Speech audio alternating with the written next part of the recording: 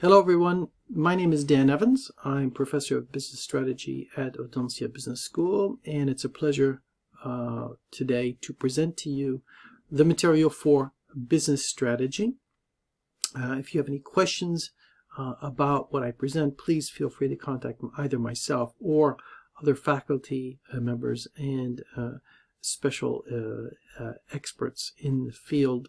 What we'll do is we'll cover some of the basics of business strategy, what are generic strategies, how to define a strategy. Again, if you have any questions, please feel free to contact your professor. So let's get started on some of the basics of business strategy.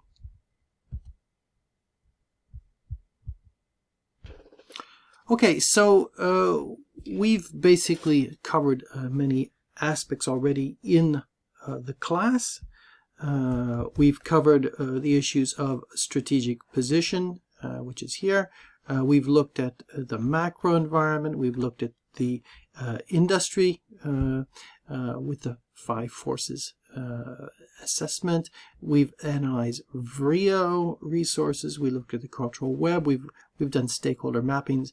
And now we want to move on to the next large component of our model, which is that of strategic choices.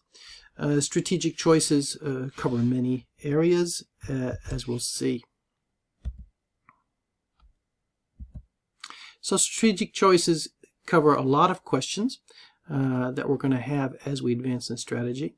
Well, what strategy we take? These are sometimes very high-level decisions, like that of corporate strategy. What's our general corporate strategy that we have? Business strategy questions that will pop up, internationalization questions that we may have, entrepreneurship and innovation, and lastly, any questions about strategic mergers and acquisitions. So today's session will focus primarily on questions of business strategy. So let's get started with business strategy as we see it.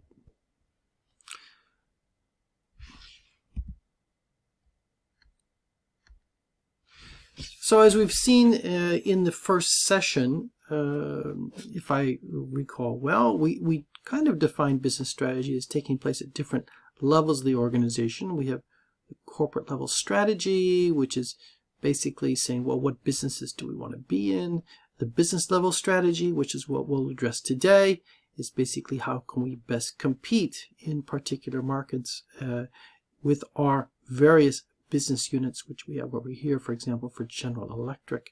And lastly, we have operational strategy, which is basically marketing strategy, financial strategies, and whatnot.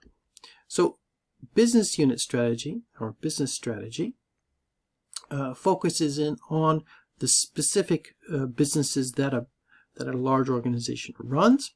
If it has many different businesses, sometimes we just have one business. At the corporate level, companies need to decide in which areas they wish to compete. If we take an example that probably many of you know, that of the Dannon Corporation. Well, Dannon has many areas of activity. One that probably everybody is aware of is that of fresh dairy.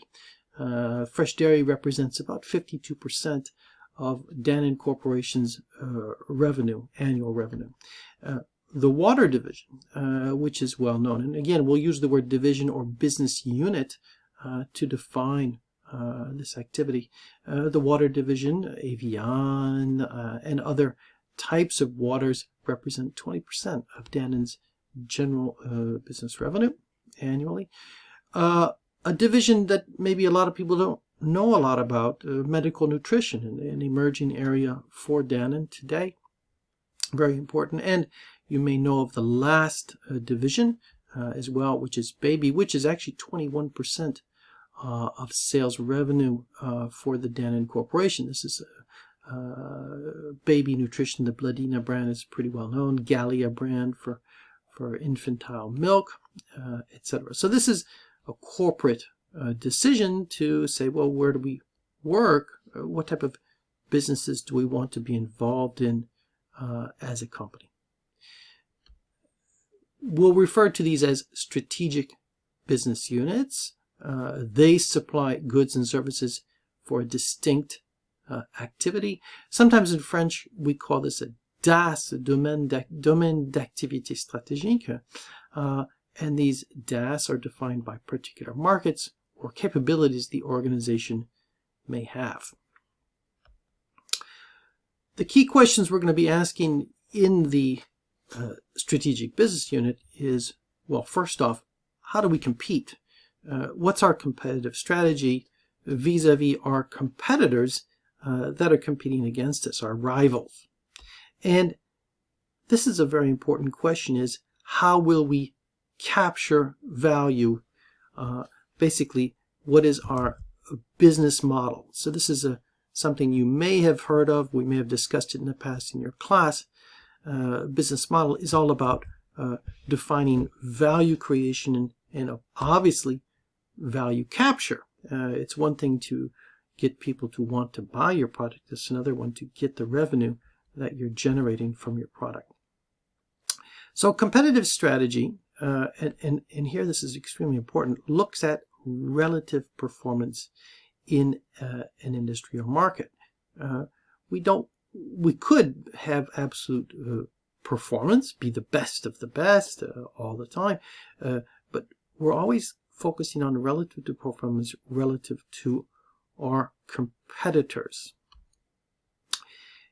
Competitive strategy is concerned with how a company or organization achieves a competitive advantage. Now, we could probably, if we were really specific on this, we could probably insert the word here, sustainable competitive advantage, because we're trying to figure out how we can create a competitive advantage that stays with us over a long period of time, and not just a short-term competitive advantage.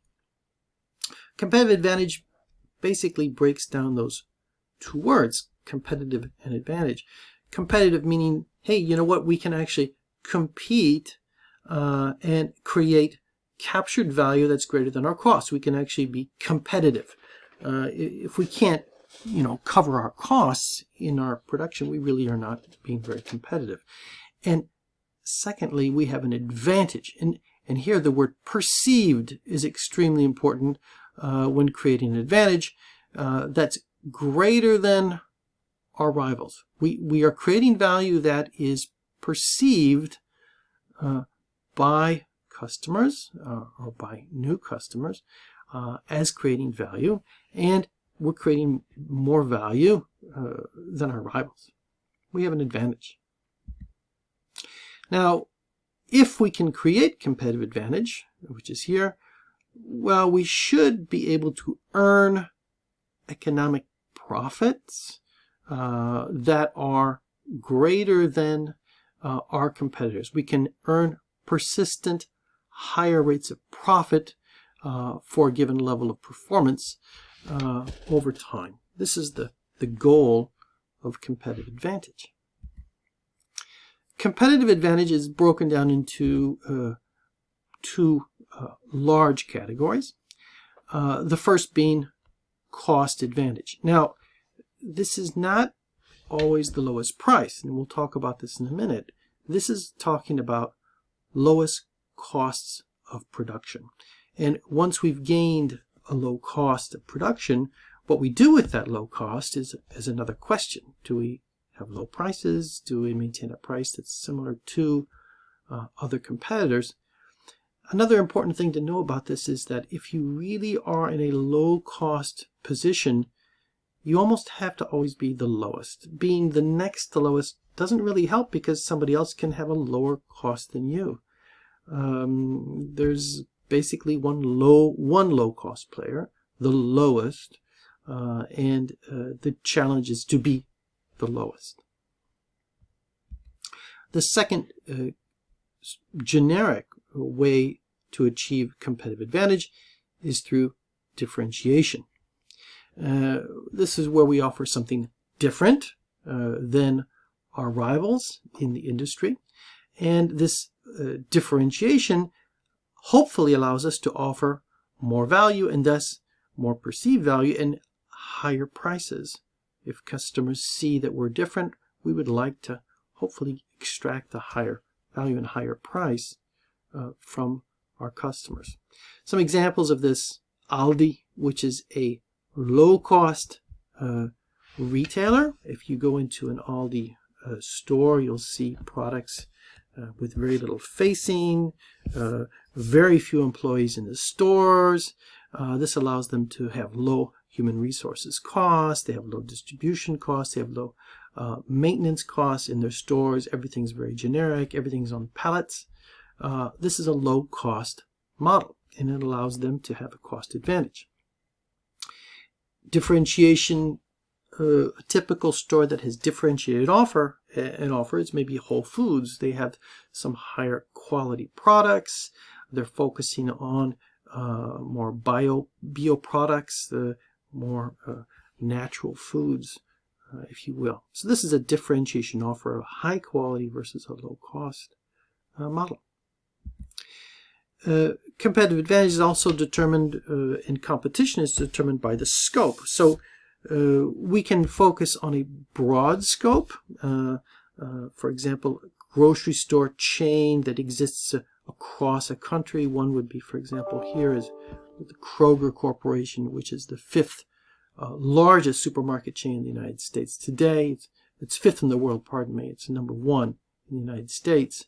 Has a large scope of activities, large range of products, but also they're across numerous locations in the United States. We can have narrow targets, and narrow targets could be geographic.